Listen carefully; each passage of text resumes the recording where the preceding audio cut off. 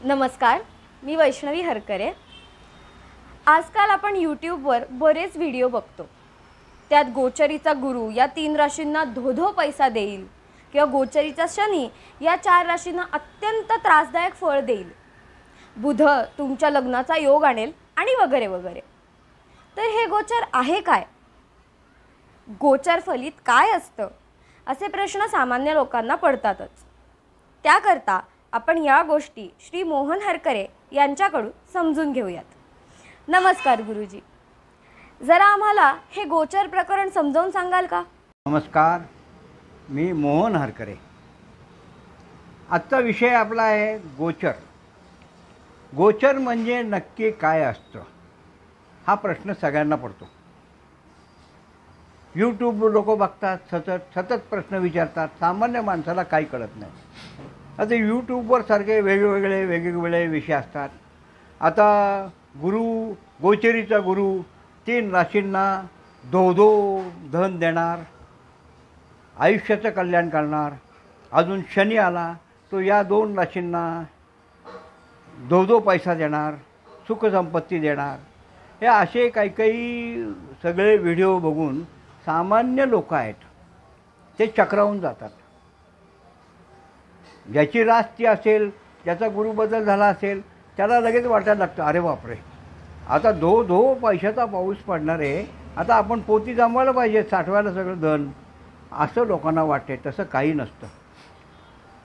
प्रत्येकाचा गोचरीचा जे फलित आहे ते तुम्हाला मी थोडक्यात समजून सांगतो। पण एकदम ते यूट्यूबवर जे अचानक सगळं होणार आहे असं काही नाही। त्याचं कारण तुम्हाला सांगतो की जन्मकुंडलीमध्ये जे लिहिलेलं असतं, जे भाग्य असतं, त्याला फक्त चालना मिळते। एखाद्याच्या जन्मकुंडलीत संतती नाहीच आहे, एखाद्याच्या जन्मकुंडलीत धो पैसा नाहीच आहे, एखाद्याच्या जन्मकुंडलीत काही गोष्टी नाहीच आहेत, तर त्याला गोचरमध्ये सुद्धा मिळत नाहीत। ज्या मिळणार आहेत त्याला चालना मिळते आणि त्याचा जो पिरियड आहे, वेळ आहे, ती गोचरमध्ये आपल्याला कळते। आता बघा, गोचर म्हणजे काय? आता गोचर आपलं टायटलच आहे, गोचर म्हणजे नक्की काय असतं। आता गोचर याचा अर्थ गमन म्हणजे चालणे किंवा फिरणे। गो म्हणजे ग्रह किंवा तारे जे गोल असतात। खगोलशास्त्र म्हणजे काय? ख म्हणजे आकाश आणि गोल म्हणजे ग्रह तारे। आता आपल्याला तारे चमचमताना दिसतात, चांदण्या म्हणतो, त्याचा आकारसुद्धा चांदणीचा वेगळा काढतो। पण निसर्गात किंवा खगोलमध्ये, आकाशात ते सगळे गोल असतात, फक्त ते चमचम करतात म्हणून आपल्याला चांदणीसारखे दिसतात। बाकी सगळ्या निसर्गातल्या गोष्टी आहेत, ग्रह तारे सगळं हे गोल आहे। तर एवढं लक्षात ठेवा। आता ज्योतिषशास्त्रानुसार सूर्यापासून राहू केतूपर्यंत सगळे ग्रह जे आहेत, आता थोडंसं तुम्हाला खगोलशास्त्र सांगतो। सूर्यापासनं हे सौर मालिका आपण म्हणतो, सूर्यमालिका। आपल्या सूर्यमालिकेत सूर्य, त्याच्याजवळचा पहिला ग्रह बुध, नंतरचा ग्रह शुक्र, त्याच्यानंतरचा ग्रह आपली पृथ्वी, त्याच्यानंतरचा मंगळ, त्याच्यानंतरचा गुरु शनी आणि नंतर नेपच्यून, हर्षल वगैरे वगैरे। आता ह्या ज्या गोष्टी आहेत, या गोष्टी फिरत असतात। पहिलं या ग्रहांना चंद्र आहेत, म्हणजे उपग्रह ज्यांना ते त्यांना चंद्र आहेत। एकंदर तुम्हाला सांगतो, जवळपास 200 चंद्र या आपल्या 8 ग्रहांना मिळून आहेत। 1-2 ग्रह आहेत की त्यांना चंद्र नाही, पण बाकीच्या घरांना, सगळ्या ग्रहांना चंद्र आहेत। पृथ्वीला एकच चंद्र आहे, गुरुला 80च्या आसपास चंद्र आहेत, शनीला 82च्या आसपास चंद्र आहेत, असे सगळ्यांना चंद्र आहेत। आता मुख्य म्हणजे काय होतं आहे, गोचर ह्याचा संबंध काय तुम्हाला सांगतो।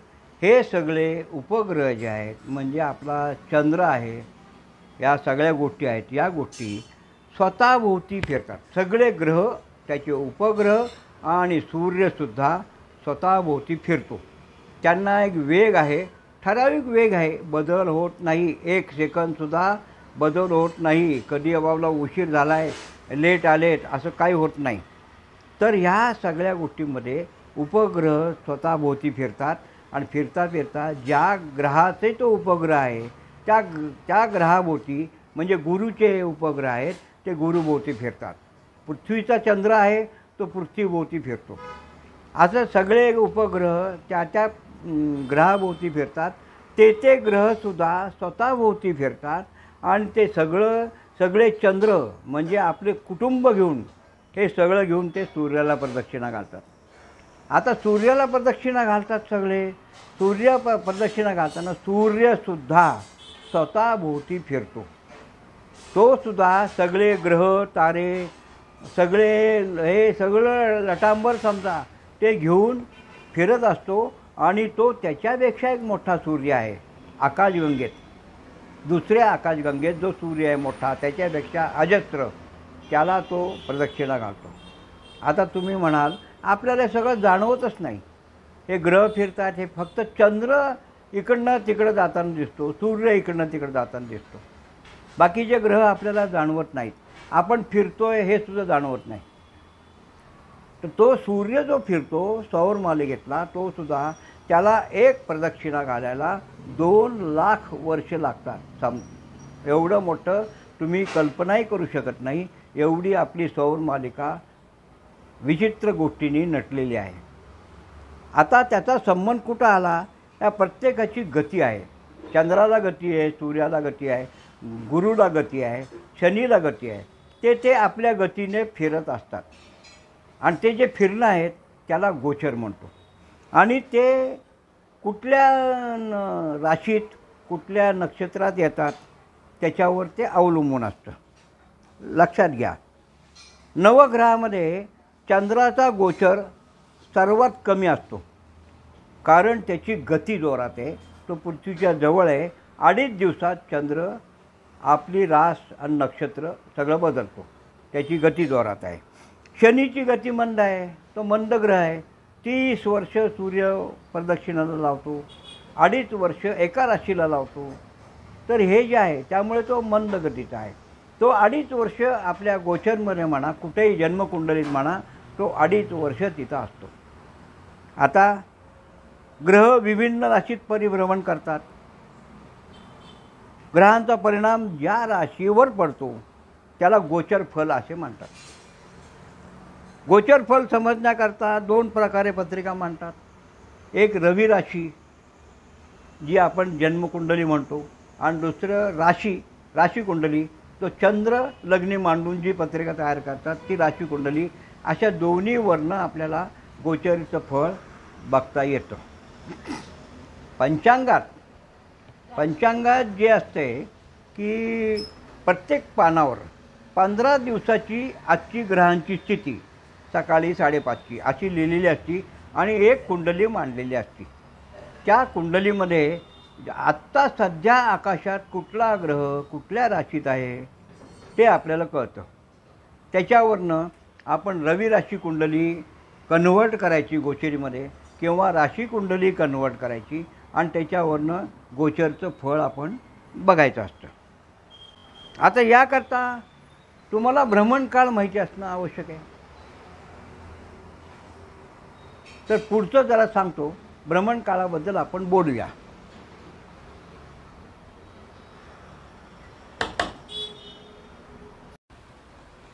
आपल्याला सगळ्यांनाच माहिती आहे की आपल्या भोवती आकाशात खूप ग्रहतारे फिरत असतात. पण आता कुठला ग्रह आकाशात कुठे आहे हे कशावरनं समजायचं? आणि त्यांच्या त्या भावात किंवा त्या स्थानात तो किती दिवस भ्रमण करत असतो याबद्दल तुम्ही काय सांगू शकाल? आता तुमच्या म्हणण्याप्रमाणे कसा ओळखायचा काळ, ग्रहांचा कसा काळ ओळखायचा, किंवा त्यांचं वेग काय, मर्यादा काय, कुठल्या राशीत किती दिवस असतात, त्याला गणित आहे का काही? आता ते तुम्हाला सांगतो. त्याला असं आहे की त्यांचा भ्रमणकाळ बघणं आवश्यक आहे. सूर्य, शुक्र व बुध यांचा भ्रमणकाळ 1 महिना आहे. सूर्य 1 महिना एका राशीत राहतो, 12 राशीत 12 महिने राहतो आणि परत सूर्य आपल्या जागेवर येतो. तर सूर्य, बुध आणि शुक्र हे 3 ग्रह जे आहेत त्यांचा भ्रमणकाळ 1 वर्षाचा 1 महिन्याचा आहे. चंद्राचा 2.25 दिवसाचा आहे. 2.25 दिवसाला चंद्र बदलतो. मंगळाचा 57 दिवस आहे. गुरुचा 1 वर्ष, 1 वर्षाने गुरु बदलतो. आता सध्या वृषभेत गुरु आहे, तो मिथुनेत जाईल. शनी 30 वर्ष लावतो.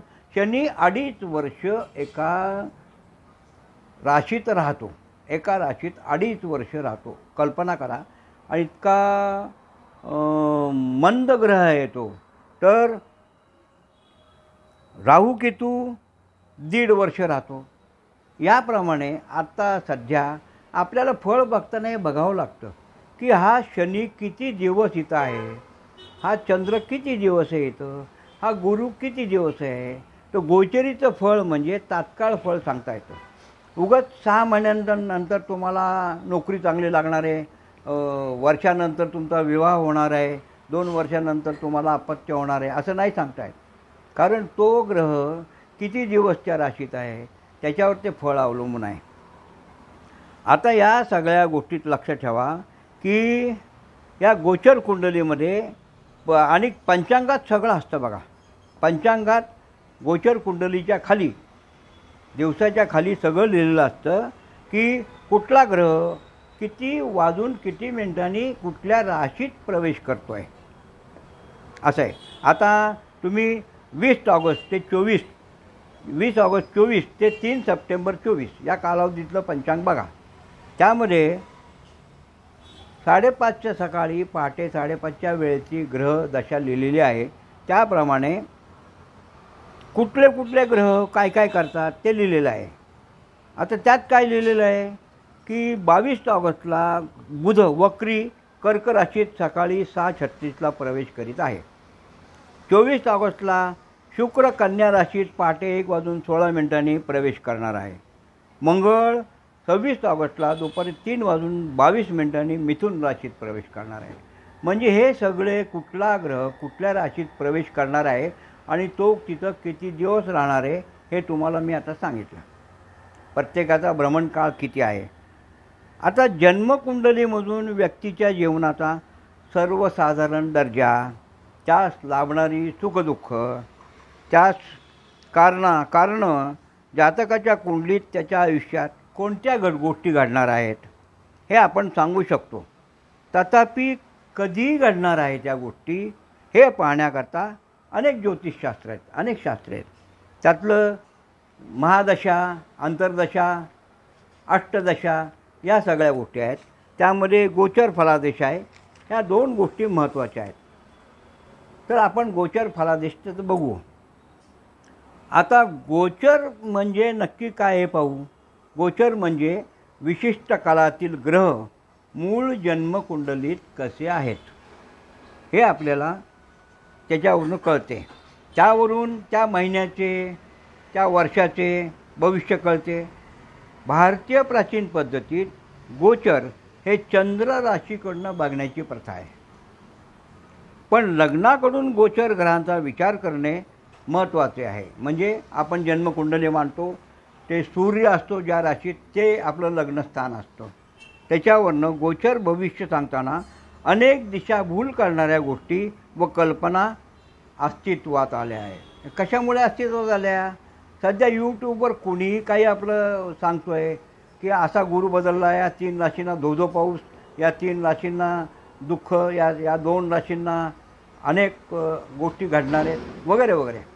आणि त्यात 12वा गुरु आला आहे, 8वा गुरु आला आहे. अरे बापरे, मग काय करायला पाहिजे. मग तुम्ही असं करा, त्या गुरुची शांती करून घ्या, मंगळाची शांती करून घ्या. अहो तुम्हाला 12वा गुरु आहे, तुम्हाला 8वा गुरु आहे. समोरच्या माणसाला काही कळत नसतं.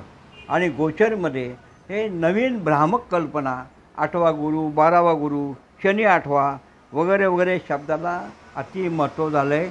आणि ते ज्योतिषांनी काय किंवा इतर लोकांनी ते टाळलं पाहिजे. उगाच भाऊ करायचा आणि मग आपण घाबरून सोडायचं. किंवा तुम्हाला आता अफाट पैसा मिळणार आहे म्हणून त्याला अशेल लावायचं. या दोन्ही गोष्टी चुकीच्या आहेत आणि गोचरप्रमाणे आपण शक्यतो करेक्ट बघायचं. आता गोचर फलिताची व्याप्ती. गोचर फलित सांगताना मूळ जन्म कुंडलीची कुवत काय आहे, कुवत काय आहे, कुंडलीचा दर्जा विचारात घेतला पाहिजे. कारण गोचरीचे ग्रह कितीही चांगले असले तरी कुंडलीच्या मूळ दर्जापेक्षा ते जास्त चांगलं फळ देऊ शकत नाही. लक्षात ठेवा, महत्त्वाची गोष्ट आहे. एखाद्या कुंडलीत करोडपती होण्याचे योगच नसतील आणि गोचरीचे कुंडली बघून तुम्ही सांगणार अरे बाई तू करोडपती होणार आहे, तर ते शक्य नाही. एक लक्षात ठेवा, गोचरीचा शुभ गुरु काय कामाचा. संततीचा योगच नसेल समजा, तो गोचरीचा शुभ गुरु असेल समजा, तर काय कामाचा. तुझ्या जन्मात संतती नाहीच आहे. अशुभ ग्रह योगात सर्वांनाच अपघात होत नाही. लक्षात ठेवा, गोचर ग्रहामुळे मूळ जन्मकुंडलीतील ग्रहांचीच फळे उद्दीपित होतात, नवीन काही घडत नाही. जन्मकुंडलीत ग्रहांच्या फलितांची शक्ती तसेच त्यांची कुवत याचे पूर्ण आकलन करून घ्यावे. आता गोचर फलित बघण्याच्या आधी तुम्हाला सांगतो की ग्रहांचे शुभ आणि अशुभ भाव याचा पहिलं थोडासा विचार करा. ते तुम्हाला सांगतो. पत्रिकेत प्रत्येक भाव निसर्गतः शुभ अथवा अशुभ ठरवलेला आहे. सगळी घरं सारखी नाही आहेत. म्हणजे ग्रहातली स्थानं आणि त्यांचे भाव सगळे सारखे नाहीत. काही शुभ आहेत, काही अशुभ आहेत. तर थोडं साधारण आपण त्याचं लक्षात घेऊ.